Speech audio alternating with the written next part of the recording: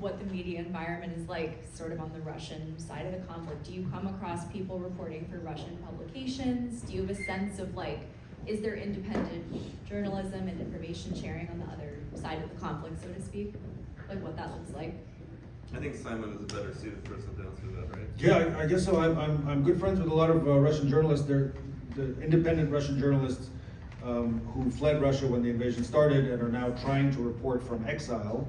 Some of them are based in Amsterdam, some of them are based in Berlin, some in New York, and I stay in touch with them. A lot of them are my good friends from when I was based in Moscow, long before the war.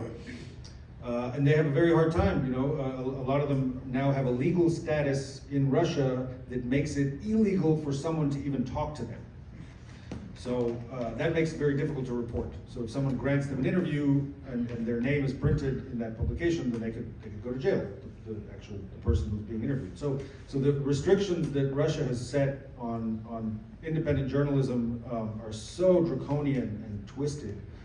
The example that you often hear is, technically, according to Russian law, you could be sent to prison for 15 years for calling the war a war as opposed to a special military operation, right? So technically, calling it a war could be construed by Russian prosecutors as what's called discrediting the Russian army, which is punishable by up to 15 years. So, the kinds of things we're talking about in terms of the restrictions on Russian journalists trying to do their jobs, independent Russian journalists, are just, they're beyond anything we could have imagined. My book, a book in English, was banned in Russia for, the language that they used was really bizarre. It was like a threat to national security, economic security, and the morals of the citizens of Russia or something like that. A book in a foreign language.